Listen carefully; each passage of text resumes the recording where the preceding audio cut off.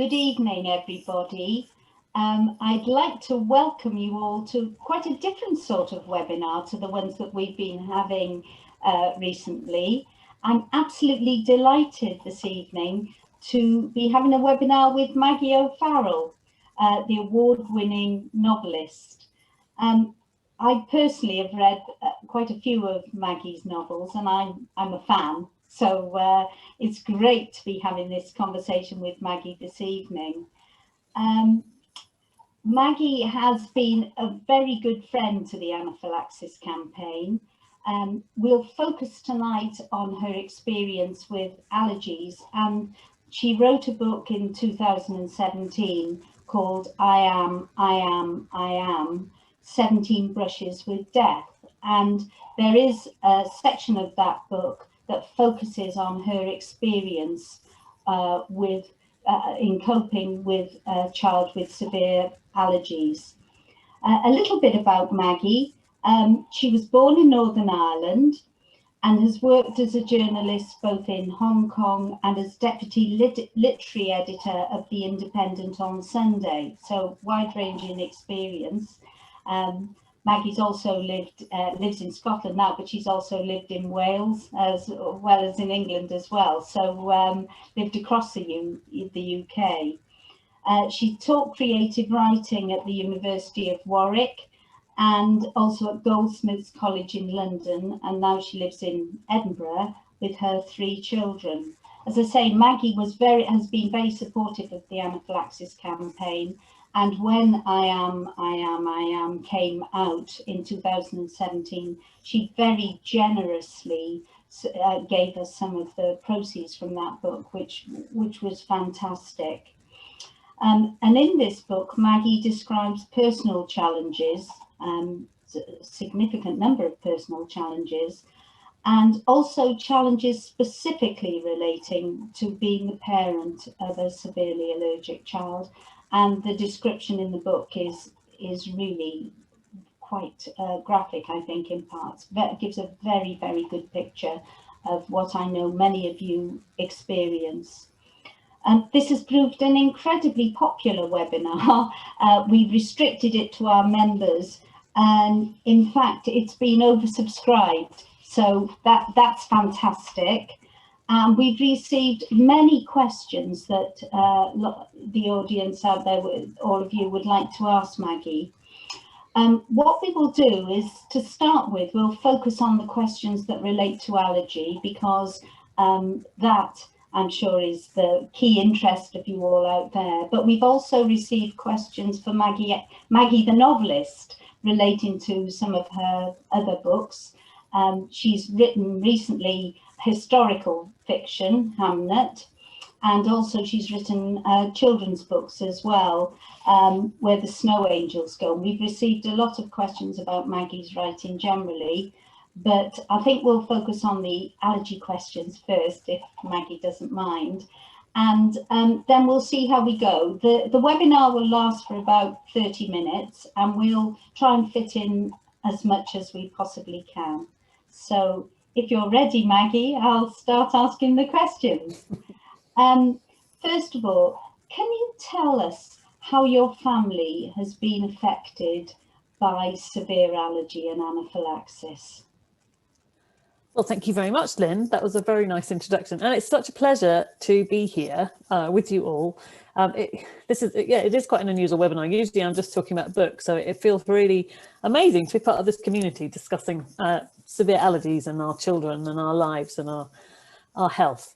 Well, so my family has, my middle daughter is 11 and she was diagnosed. Well, actually, we first went to a doctor because she was born with absolutely chronic eczema. I had never seen anything like it. I didn't know it was possible to have eczema this bad. And I had absolutely no experience. I had no idea how to take care of her. I had no idea how to help her. And I'm sure there are lots of people listening who have had themselves had very, very chronic eczema and also tried to look after someone with chronic eczema. And it is, you know, it's absolutely heartbreaking because, as every doctor will tell you, there's no cure for eczema and you just have to manage it. But it's very difficult because what happens if you can't manage it, you know? And so we went to see a after a while, when she was about 9 months old, we went to see a very respected doctor, Dr. Adam Fox, and we actually had to pay to see him. And I do remember it was £200, and I remember thinking at the time, this is a lot of money, but I'm so desperate. I'm on my knees. She's not sleeping. I'm not sleeping. She can't even eat. She can't relax to have a meal. She's so upset and so uncomfortable. So we paid £200 and we went to see Dr. Fox, and he was fantastic and a lot more helpful than the dermatologist we had seen up to that point, which we didn't have to pay to see. And anyways, but he said, as we were leaving, I was just about to leave because he'd been very helpful and given us lots of things to help her eczema. But he said, I think I'd like to run some allergy tests. And I almost said, oh, we probably don't need to, because I don't have any allergies. My husband doesn't have any. But I thought, okay, well, we'll just do it. And anyway, to cut a long story short, my daughter came up as very, very, very severely allergic to a number of things. And so, I think what happens at that point, from my experience anyway, is that your family life is completely changed from that moment on. It's something that you can never not think about. It's as if somebody has put on a pair of glasses and you can never take them off, because you are, from that point on, you are thinking all the time, at some point, at some level in your mind, you are always thinking, is it safe for my child to be in this room, in this bus, on this street? What's that person walking towards us eating? Is it nut dust? Is she going to inhale it as she walks past them? You can't ever not think about it. It becomes your new reality. And so it continues to that day, as everyone else who's listening will know, that it's just something, it's something that becomes woven into the fabric of your lives.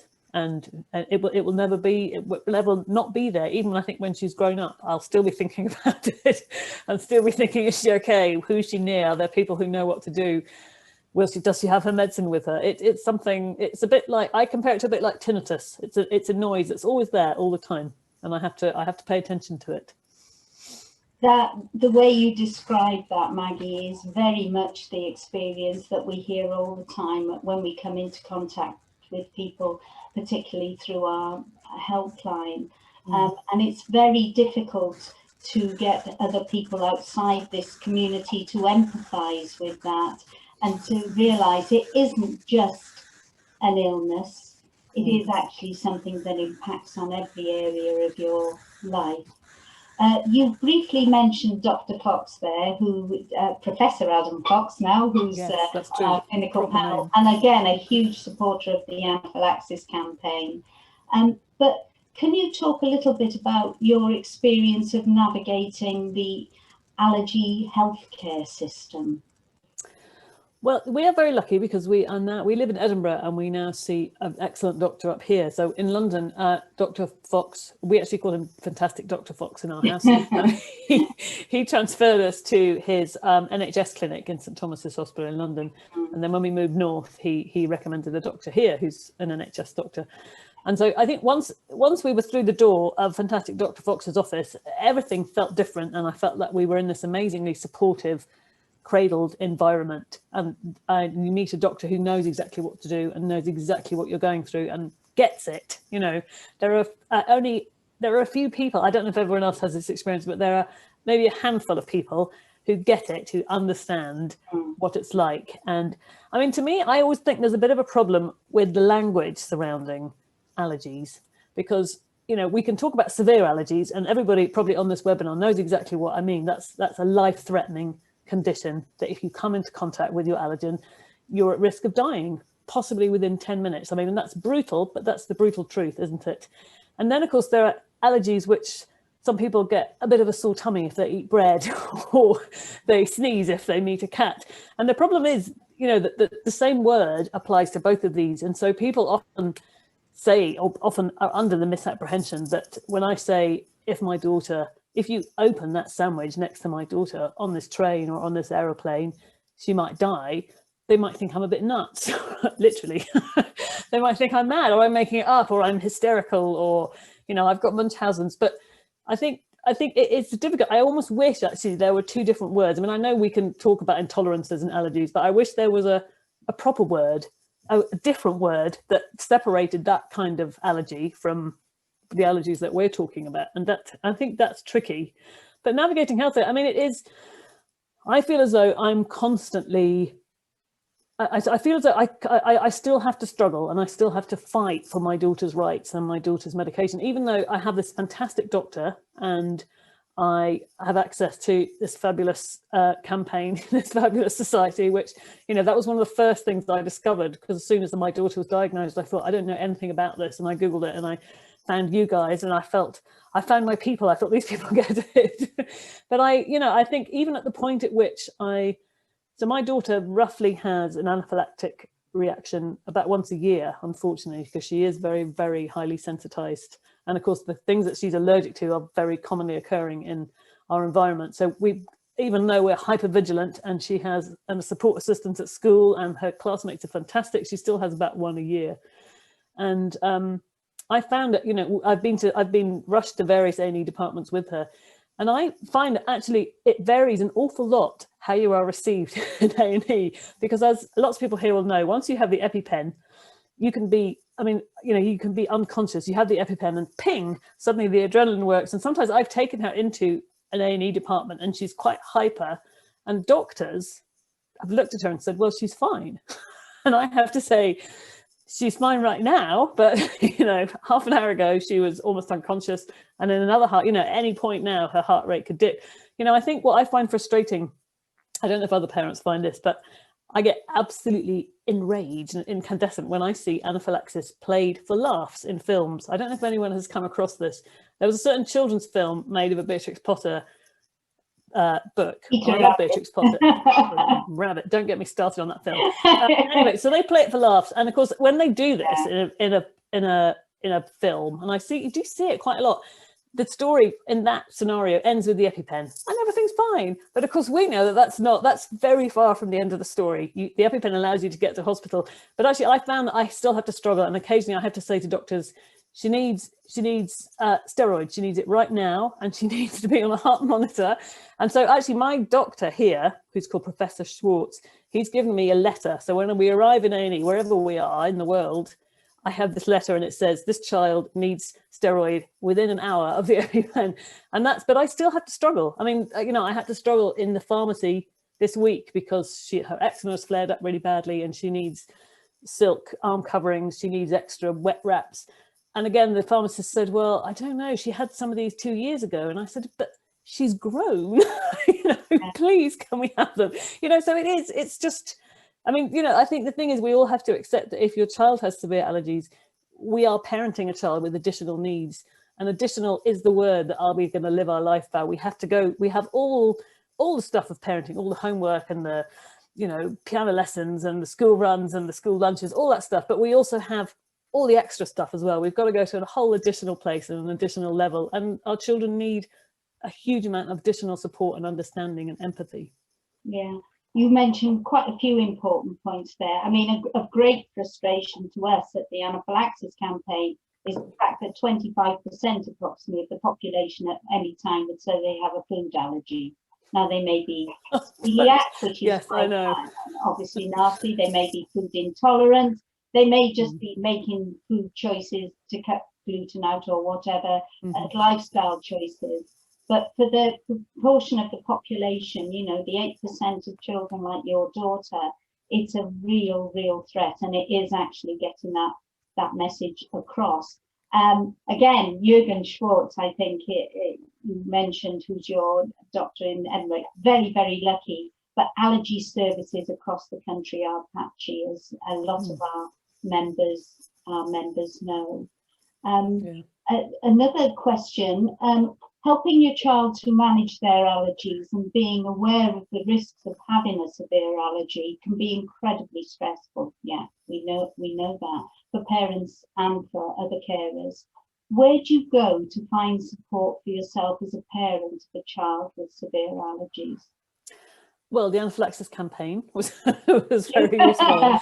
And I think what's brilliant about your website is that you have very, very clear guidelines for, you know, for example, school or, you know, and that's really helpful, because I know when my daughter started a new nursery and then when she was at school, I could go along with your guidelines and say, okay, this is what she needs. You know, she cannot be in a room where people have any kind of nuts or any kind of seeds, and she cannot be in a room with egg. And I think, you know, I found that every single time she went to a different place, people didn't know. But actually, I mean, you know, to saying that, I've never come across a teacher who has been resistant and unhelpful. I think we're That's incredibly lucky. We've had a lot of teachers who are really open to it and sort of said, tell me, and they believe me as well, because I don't know if other people find a lot of people you do meet people who just don't kind of believe you. They just think you're sort of making it up or being melodramatic.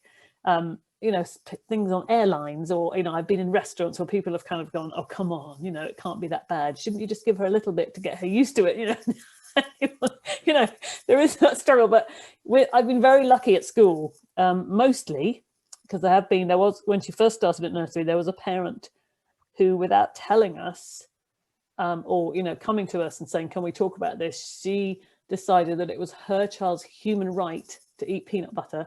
And so she, even though everyone very kindly had signed a form saying we will not bring that into school, she sent her child to school with my daughter with peanut butter sandwiches, because she said it was his human right to be able to eat what he wanted.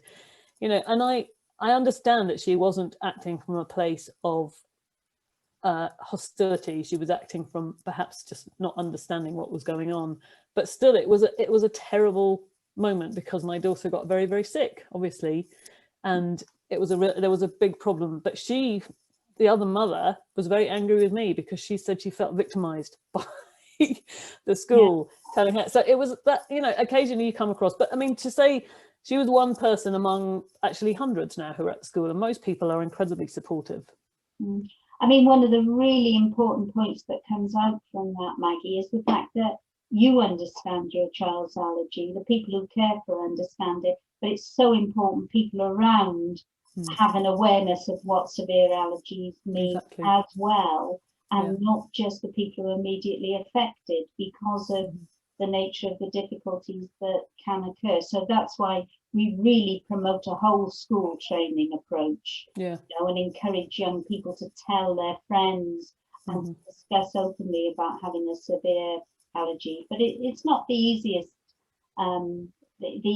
thing to do, particularly for youngsters. I think that can be well, nobody likes to feel different and stigmatized, do they? And obviously, I completely understand that, but at the same time it's a matter of survival, isn't it? And so there is a point where you have to talk about it, and you have to reach out to people and say, I know, and every time I have to send an email to the class, I always preface it by saying, thank you all so much for bearing with us, and we really appreciate it. I always make sure that I stress that all the time. And if one of her friends does something, so there was somebody who brought a very common nut chocolate spread into school.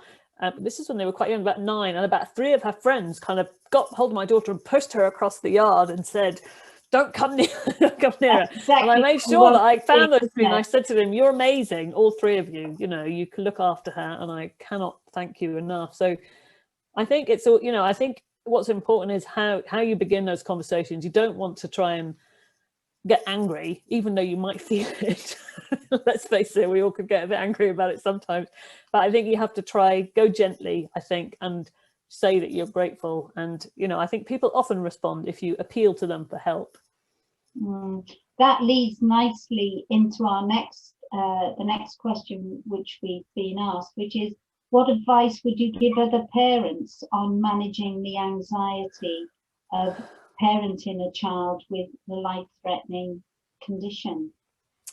Yeah, I mean, having someone in your family who suffers from severe allergies it seems fatuous to say that it is very, very stressful for all of you.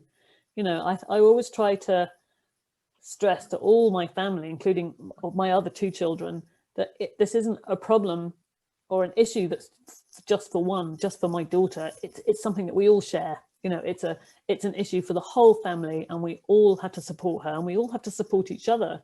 There was one time when my daughter had a really, really bad reaction. We were in London visiting some family, and she had a very bad reaction, and she had to get taken straight to hospital. And my youngest daughter, her younger sister, was 4 years old, and she was very frightened, because everybody was stressed, and we were getting the EpiPen, and we were shouting, and the phone was ringing, and the ambulance was coming.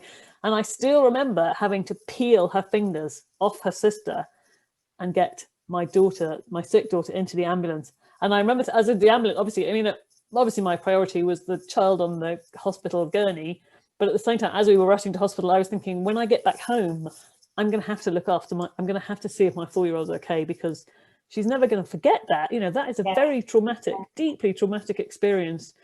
And I think you have to try and remember that it does affect the other children in the house as well. And it affects you, you know, at some point, you know, when I've been, I mean, everybody will know when you're in the back of the ambulance, any parent is going to be terrified and your heart will be racing. And, you know, that will continue for several days, if not several weeks after, because, you know, as we all know, it's not as if you pick up instantly from an anaphylactic shock. It takes weeks. You know, my child is leveled, she's in bed for 2 or 3 weeks after, and it takes her a long time to pick up because it's a huge shock to your system, literally.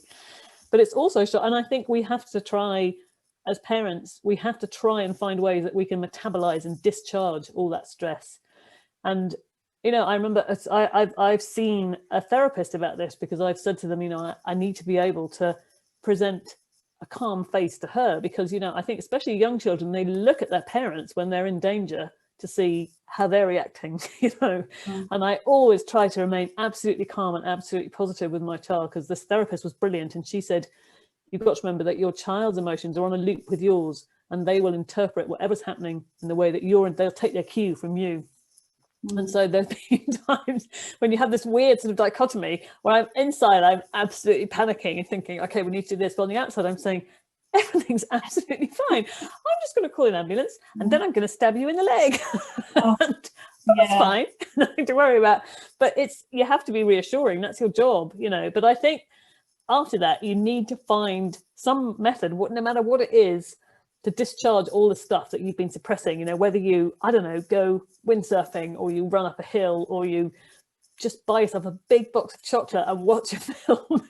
You need to do something for you, because carers need to be cared for too, and that's what we are. If you're looking after a child with additional needs, with severe allergies, you are a carer, and you need to take care of yourself as well, as much as you can. I think that's brilliant advice, Maggie, and so important. And I mean, we run support groups up and down the country, as you know, and the feedback we get is that's helpful, that parents can speak to each other, you know, and say, this is what it's like, we know what it's like, and this is how we cope with it. So I think that's fantastic advice. What do you think is the biggest misconception about severe allergy and anaphylaxis? I think that people think first of all, that people think you're making it up in some way, or you're being melodramatic. I think that's the thing that I come up against more often than not. And people say, are you sure, you know, can it really be that bad? You know? And, you know, surely it's fine if I eat this massive bag of roasted peanuts in front of your daughter. I think that's really difficult. And also I think that people think it will get better, you know, and I think in some cases it does, but I mean, it isn't going to happen in our family, that's for sure. And people think that there's something you can do. Or, you know, some people think that, I've heard people say to me, well, allergies are caused by being too clean. You know, you must have used too much, which, I mean, if they saw my house, they would realise was a huge mistake, because of all the things I'm guilty of, it's not, over cleaning is not one of them. So I think, you know, there is that kind of idea, or people think that you're making it up, or then, you know, I've read a lot of people saying, oh, they're caused by vaccines, or they're caused by, you know, I don't know. I mean, the point is, you know, I remember when my daughter was first diagnosed, and when we had the first experiences of anaphylaxis.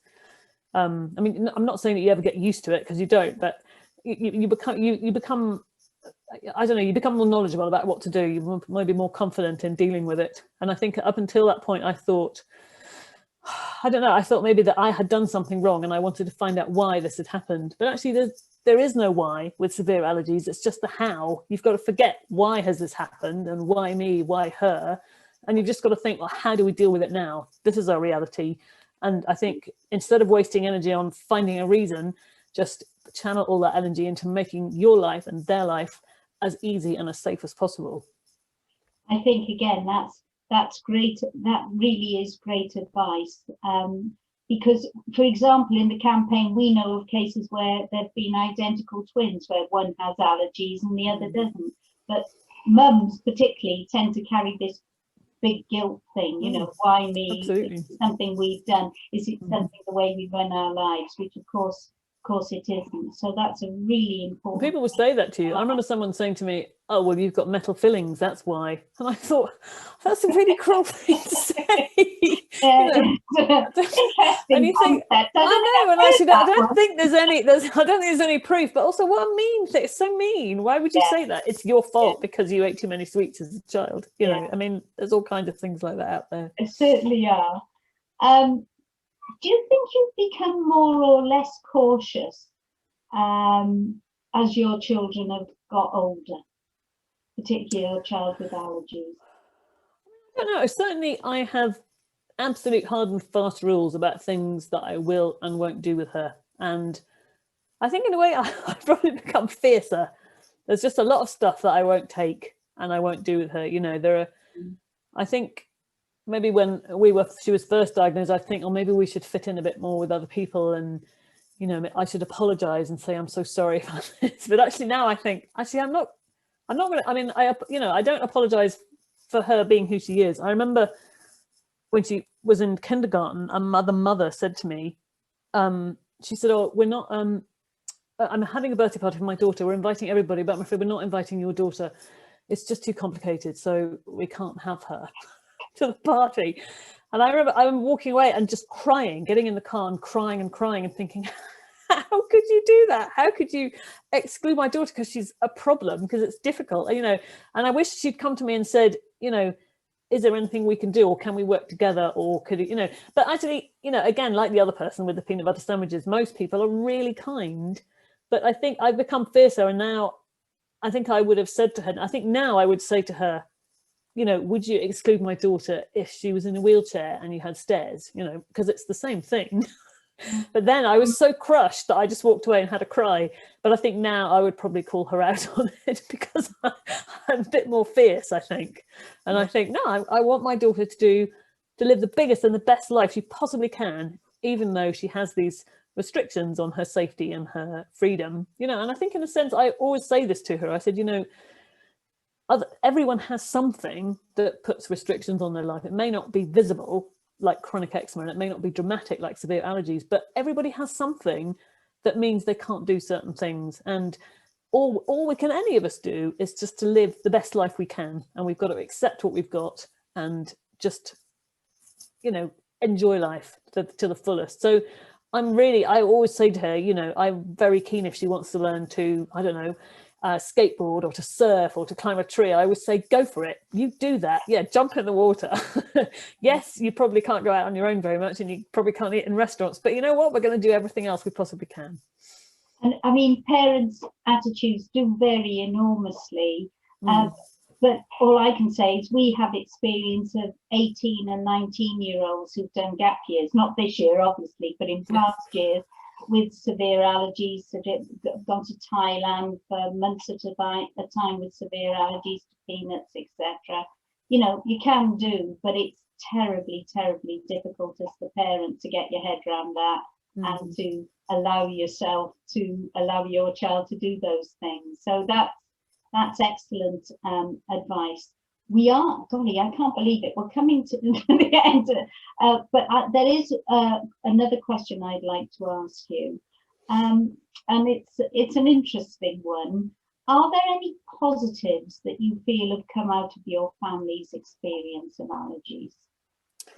Yes, I do. I mean, I think what you have to do, you have to think when anything really challenging, like, you know, caring for someone with severe allergies, you've got to think what it can teach you and also teach others. You know, I'm amazed, particularly in my daughter who suffers from the allergies, but also from her siblings. I think it's given them a huge sense of empathy and for others, and a huge responsibility. I see that particularly in my son, who's 17, and I was so proud of him last year that he'd gone on he's a teenager, so he'd gone on a day trip to Glasgow and met some friends, and then some friends of friends. And about an hour into the trip, he called me and he said, I'm really worried about this girl. He said she's allergic to citrus, and she's drunk a drink with lime, and she said her lips are really swelling up and she's got all these hives. And he said, she says she's fine, but I just don't think she is. And I said, you're absolutely right. I said, she needs to go to hospital. She needs to take some antihistamine. You know, yes, you're right. She mustn't ignore this. And I was so proud of him, because I thought, you know, he's especially when you're in a group of teenagers, you know, you have to go against the kind of big group dynamic. And he really stood up for her, and he said, and she did go to hospital and she did get steroids, and the doctor said he'd done the right thing. So I'm so proud of that. And I do think any kind of difficulty like this, it teaches you great powers of empathy, and also to take care of others, And I think that's, you know, what could be better, really? What other lesson for your children to learn? That's a brilliant positive note.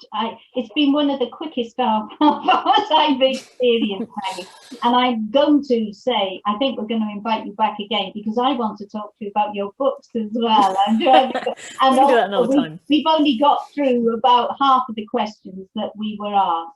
So thank you so much for giving up your time this evening. It's absolutely my pleasure. I would do anything for the Anaphylaxis campaign. I love the idea that you said that I've done things for you. And actually, the gratitude should all be going from me to you lot, because you've been so much help to me and others, and to raising awareness and putting EpiPens in schools. It's all fantastic. So I love you. I'll do anything for you anytime. Right, I'll hold you to that. Thank you so much for giving up your time. It's completely my pleasure.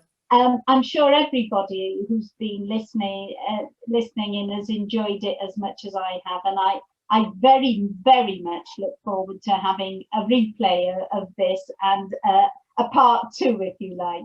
So thank you very, very much, Maggie. It's my pleasure. Thank you very much. Good night. Good night. Thank you. Good night.